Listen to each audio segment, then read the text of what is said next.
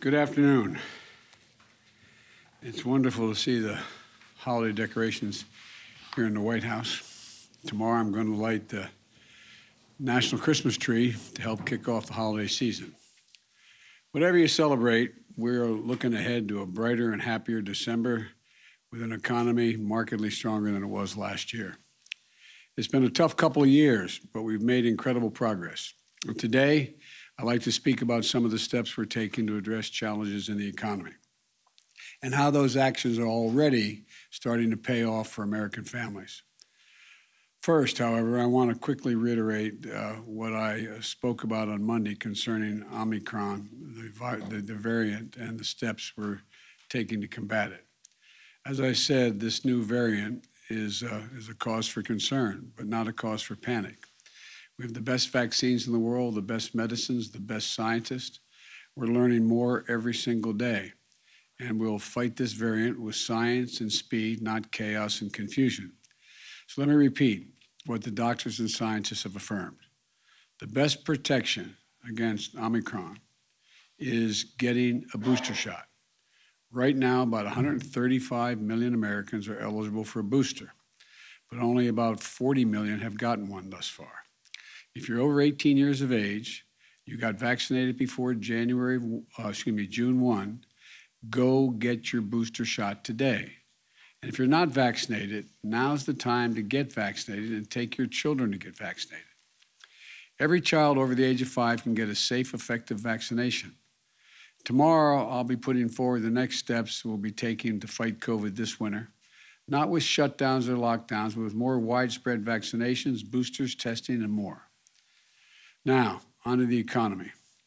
If you watched the news recently, you might think the shelves in all our stores are empty across the country, that parents won't be able to get presents for their children on this holiday season. But here's the deal. For the vast majority of the country, that's not what's happening. Because of the actions the administration has taken in partnership with business and labor, retailers and grocery stores, freight movers and railroads, and those shelves are going to be stocked. And many have heard that the CEO of Walmart, who I met with this week, speaking about the steps we've taken. He said, and I quote, "The combination of private enterprise and government working together has been really successful all the way through the supply chain. There's been a lot of innovation," end of quote. Here's what the progress has looked like.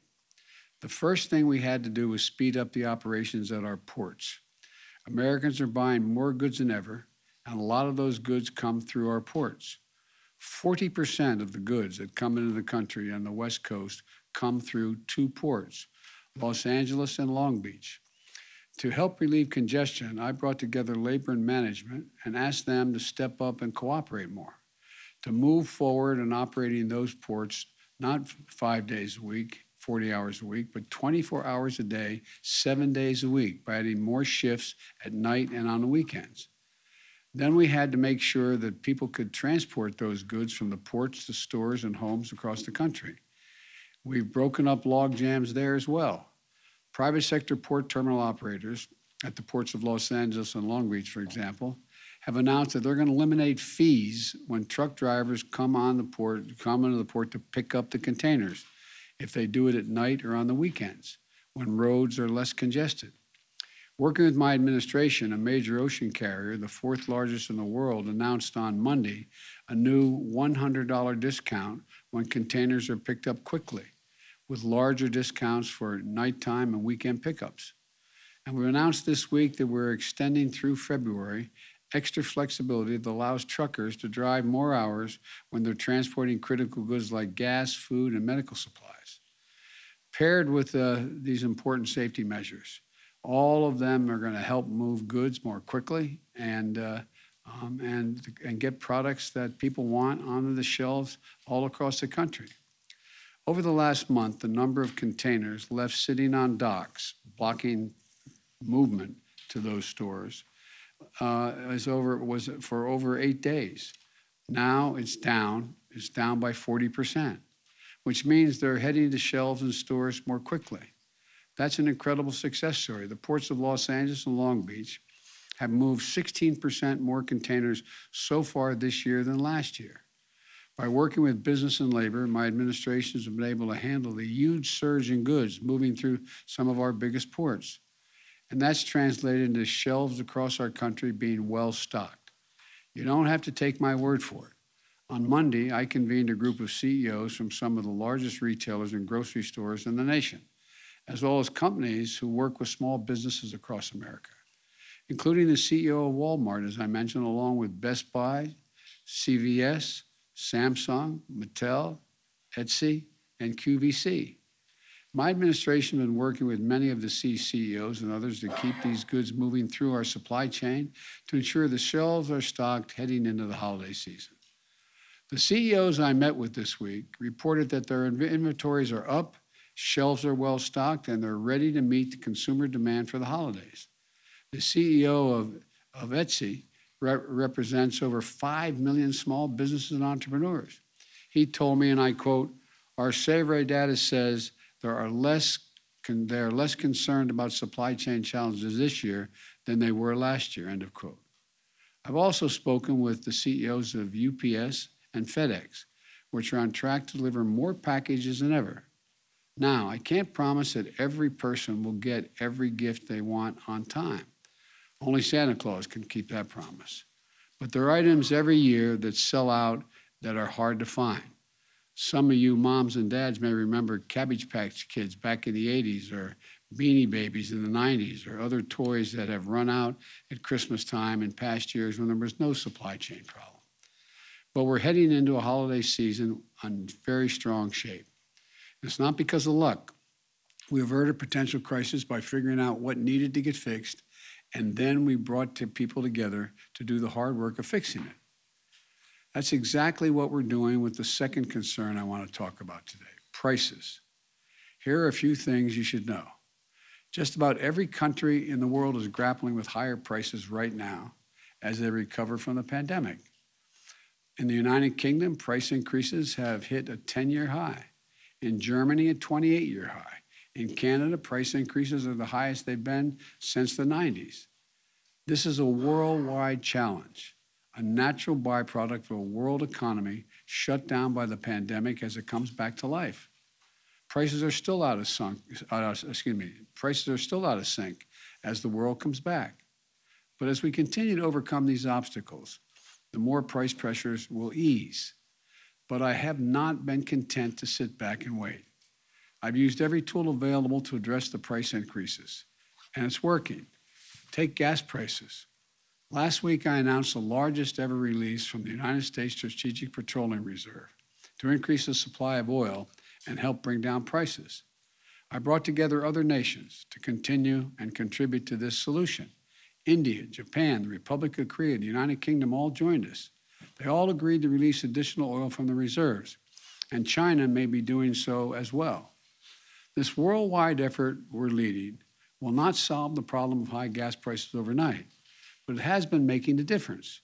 Over the last month, likely due in part to the anticipation of this action, we've seen the price of oil and gasoline on the wholesale markets come down significantly. In fact, since the end of October, the average weekly price of gasoline in the wholesale market has fallen by about 10%. That's a drop of 25 cents per gallon. Those savings should reach the American people very soon, and it can't happen fast enough. And I've asked the Federal Trade Commission to consider whether potentially illegal and anti-competitive behavior in the oil and gas industry is causing higher prices to be maintained for consumers when the overall cost of oil is down. We can also ensure that American people are paying a fair price for gas. So let's take a step back and take stock of where our economy is. Wages are up. Thanks to the American Rescue Plan, we've delivered significant tax cuts for families raising kids. Tax cuts and rising wages for middle-class families mean the Americans on average have about $100 more in their pockets every month than they did last year. About $350 more each month than they did before the pandemic, even after accounting for inflation. Let me repeat that. Even after accounting for rising prices, the typical American family has more money in their pockets than they did last year or the year before that. In fact, We're the only leading economy in the world where household income and the economy as a whole are stronger than they were before the pandemic. You know, there are other signs of strength too. The number of small businesses up by 30% compared to before the pandemic. Thanks to the American Rescue Plan, we've cut child poverty in America by more than 40%. Think about that. Millions of children who spent last Christmas in poverty will not bear that burden this holiday season. And the Treasury Secretary, Janet Yellen, described it yesterday that it is, quote, a profound economic and moral victory for our country, end of quote. Since I took office, we've had a record job creation, 5.6 million new jobs since January 20th of this year. The unemployment rate has fallen to 4.6%. We're seeing more new small businesses, higher wages, and more disposable income. Fewer children in poverty, fewer people getting unemployment checks. None of this was inevitable. It was because of the American Rescue Plan, which virtually every Democrat in Congress voted for and every Republican voted against. It was because of the hard work my administration has done to try to solve the challenges in our economy instead of just pointing fingers and complaining. Now it's time to build on our success and cut costs further for families. That's what my Build Back Better plan does. It will lower out-of-pocket costs for child care, elder care, housing, college, health care, and prescription drugs. These are the biggest costs that most families face. In fact, a new independent analysis released today showed that my Build Back Better plan would mean $7,400 in tax cuts and savings for the typical family with the typical family of 4 with 2 kids. 17 Nobel laureate winners in the Nobel economic winners have written a letter affirming that this bill will reduce inflationary pressure in the economy. 2 of the leading rating agencies on Wall Street confirmed this month that my plan will not add to inflationary pressures. In fact, they will, quote, take the edge off of inflation. Now my Republican friends are talking a lot about prices, but they're lined up against my Build Back Better plan, which would go right at the problem for rising costs for families. Why is that? I don't want to speculate on anyone's motive, but it's always easier to complain about a problem than to try to fix it. One Republican senator even said that rising prices were, quote, a gold mine, end of quote, for Republicans politically. Imagine rooting for a higher cost for American families just to score a few political points. The fact is, the Build Back Better plan is fiscally responsible. It's the first major piece of legislation in more than a decade that is not only fully paid for, but will generate more than $100 billion in deficit reduction. It fully covers the cost of its investments by making the largest corporations and the richest Americans pay a little more in taxes. Think about that, as that's a trade-off worth making, in my view. Having those who have done very well pay their fair share in order to provide a little breathing room for millions of American families. But my critics don't seem to agree. They have a lot of speeches about high prices, supply chain, and other challenges we're facing, but they don't offer any answers. So they're just doing the no vote. That's their plan, vote no. But what does that mean? What does a no vote mean on this bill? Not on cable news, not on Fox, not in the real world, in your life, around your kitchen table. Well, here's what it's going to mean. It means for millions of American families, this bill, that the bills you're paying right now for daycare could be substantially lowered, capped at 7% of your income. But Republicans said no, pay more. It means the bills you're paying right now to take care of your elderly parent could have been lower, a lot lower. But Republicans said, no, don't vote for this bill, pay more. It means the cost of your prescription drugs could have been lower, a lot lower. Republicans think that those 200,000 children, for example, who need regular doses of insulin should continue to pay as much as $1,000 a month instead of $35 a month. Think of that. Not only affects the health of the child and the family, but imagine you're being a parent and not being able to afford $1,000 a month. not only risks the health of your child, but it robs you of your dignity. The list goes on, but the point's the same. What I propose is a way to lower some of the most difficult costs families have to pay every month by asking big corporations, 40 of the Fortune 500 companies paid zero in taxes, making $40 billion in the process, and the wealthiest Americans pay their fair share in taxes. Look, remember, we're in a situation, as far as Republicans are concerned, they'd rather the bills at your kitchen table be higher so the tax bills of corporate conference rooms and big mansions can be lower. In this case, let me tell you something. Nothing will be more expensive for American families than a no vote on the Build Back Better plan. I believe we simply can't afford to do nothing and wait and see what happens. In the moments we face today, that just isn't a responsible course. We live in uncertain times. Families are anxious about COVID, the economy, the cost of living. And the way to relieve that anxiety is with consistent, determined, focused action. I started my presidency with the American Rescue Plan. Now that law is carrying our nation forward on vaccinations, boosters, keeping our schools open, and so much more. I designed it as a year-long plan because I knew we'd have a lot of obstacles to overcome. Next, we passed the bipartisan infrastructure law because a lot of our infrastructure is crumbling. We have to prepare ourselves to compete and win the 21st century global economy.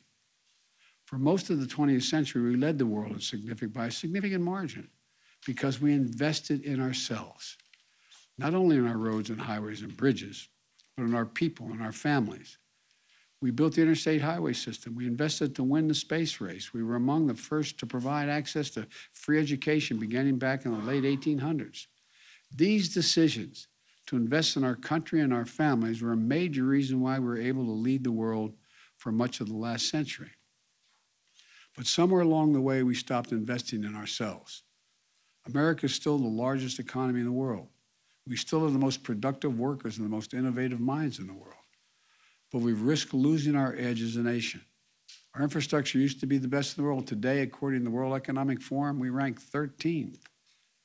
And we have to invest in our greatest asset as well, our people. For example, we used to lead the world in educational achievement. Now the Organization for Economic Cooperation and Development ranks America 35 out of 37 major countries when it comes to investing in early childhood education and care. We can't be competitive in the 21st century global economy if we continue to slide. One of the reasons I believe so firmly in this is because I know what this country can be. We've always been a nation of possibilities. We didn't become this nation we know by dreaming small.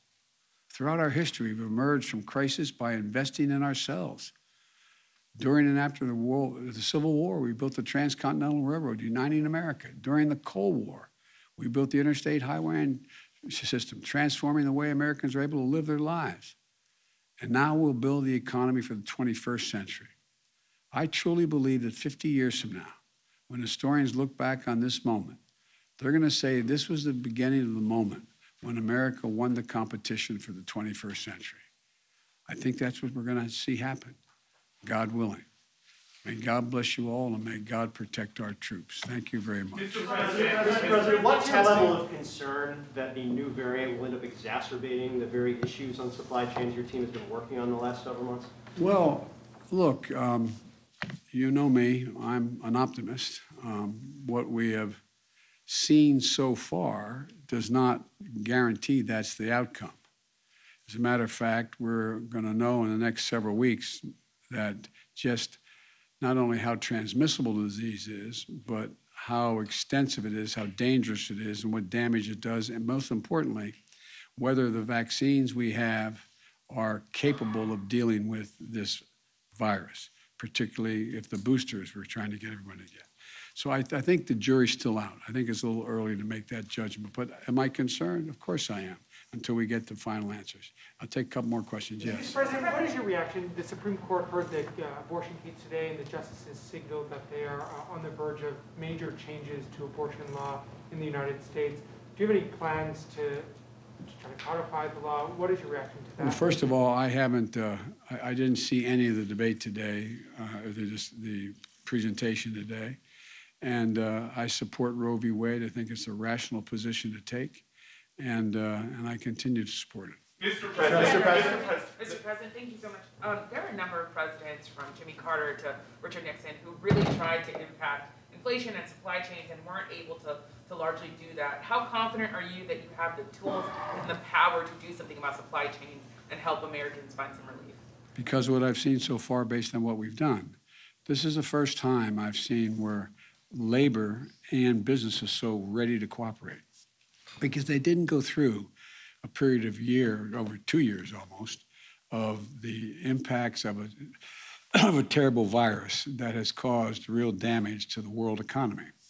So I think people are in a different state of mind than they may have been during the Carter years as well as the Nixon years. It's just a different world. Mr. President, quick question on testing requirements. Mark Meadows has written a book revealing that President Trump tested positive for COVID 3 days before your first debate. Do you think the former president put you at risk? I don't think about the former president. Mr. Thank you. President,